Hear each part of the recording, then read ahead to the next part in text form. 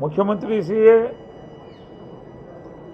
નાયબ મુખ્યમંત્રીશ્રી બંને કેબિનેટ બેઠકમાં જે પ્રકારે હમણાં સાયબર ફ્રોડ, ગુજરાત રાજ્ય એ આર્થિક રાજધાની છે, એવા વખતે નવા પ્રકારના ફ્રોડ કરીને આર્થિક રીતે અનેક લોકોના પૈસા એમના એકાઉન્ટમાંથી જતા રહ્યા છે. એવા વખતે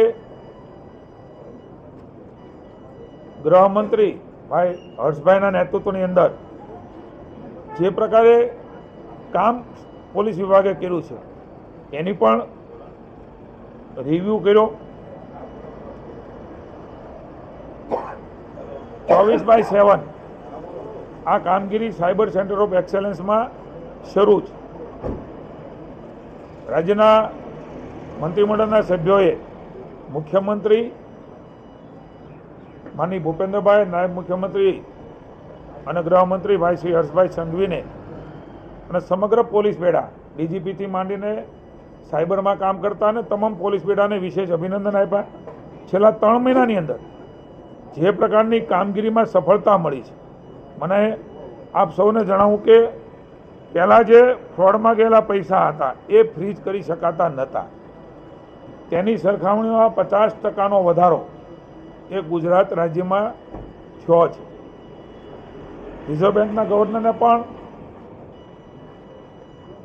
ગુજરાત રાજ્યના અધિકારીઓએ મિટિંગ કરી, એમાંથી રસ્તા કાઢ્યા. મારી તમામ નાગરિકોને વિનંતી છે, અમુક તો દિવસોની અંદર 100% ફ્રીઝ કરી શક્યા, એક પણ રૂપિયો ન લઈ શક્યા. એવી સ્થિતિમાં સાયબર ક્રાઇમે ગુજરાતની પોલીસ એટલી અપગ્રેડ થઈ છે ને રાજ્યની જનતાના પૈસા જતા અટક્યા છે. મારી નાગરિકોને વિનંતી છે,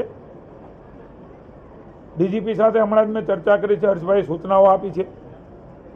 1930 નંબર ઉપર વિધિન 24 અવર્સ જો ફોન થઈ જાય, કોઈ પણ જાતના ગભરાટ વગર સીધું પોલીસને જાણ કરવા વિનંતી છે. કેમ થયું, કેવી રીતે થયું, એમાં પડ્યા વગર 1930 નંબર ઉપર કોલ કરવાથી એ પૈસા તુરત જ ફ્રીઝ થઈ શકે એ પ્રકારની ટેકનોલોજીનો અને બેંક સાથે ચર્ચાઓ કરીને રાજ્યની પોલીસ વિભાગ ત્યાં સુધી પહોંચ્યું છે. પોલીસ વિભાગને હું અભિનંદન આપું છું કે અનેક રાજ્યોમાં ઘટના બને છે, એમાં ગુજરાત રાજ્યની પોલીસે આર્થિક જે ફ્રોડ થઈ રહ્યા છે એના માટે એક બહુ મોટી સિદ્ધિઓ એમણે મેળવી છે. ખાસ કરીને આપણે સૌના ધ્યાનમાં મૂકું છું, મ્યુલ એકાઉન્ટ, સામાન્ય માણસ પાસે એકાઉન્ટ ખોલાવીને એને વેચાતું રાખવા માટેનો એક ફ્રોડ એ શરૂ થયો છે. 10,000 20,000 રૂપિયા આપીને પછી આખું ક્રાઇમ એ એમના એકાઉન્ટમાં થાય છે.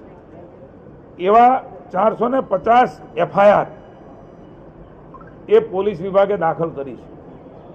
મારી ગુજરાત રાજ્યની સરકાર વતી તમામ લોકોને વિનંતી છે, કોઈ પણ નાની લોભ લાલચમાં આવ્યા વગર, જેમ જીએસટીમાં પણ એ એકાઉન્ટ પૈસા દ્વારા લાલચ આપીને ખોલાવીને પછી જે પ્રકારે એમના ઉપર ફરિયાદો થાય છે ને હેરાન વ્યક્તિ થાય છે, આવી નાની મોટી લોભ લાલચમાં ન આવીને કોઈને પણ આવું એકાઉન્ટ, એ આપણું પોતાનું એકાઉન્ટ છે, આર્થિક વ્યવહાર થાય છે, એને બરાબર રીતે જાળવી રાખવા માટે થઈને કોઈ પણ ગમે એટલી રકમ આપે, કદાચ નાની કે મોટી, એ તમને ભવિષ્યમાં નુકસાનકારક રહેશે.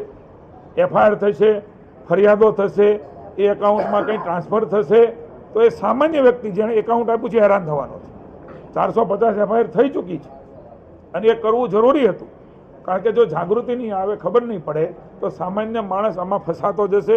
એટલે આ પ્રકારની સિદ્ધિ મેળવવા માટે માનનીય મુખ્યમંત્રી ભૂપેન્દ્રભાઈ અને ગૃહમંત્રીને મંત્રીમંડળે વિશેષ અભિનંદન આપ્યા છે. અવેરનેસ માટે, જાગૃતિ માટે રાજ્યની સરકાર વતી હું આપને વિનંતી કરું છું.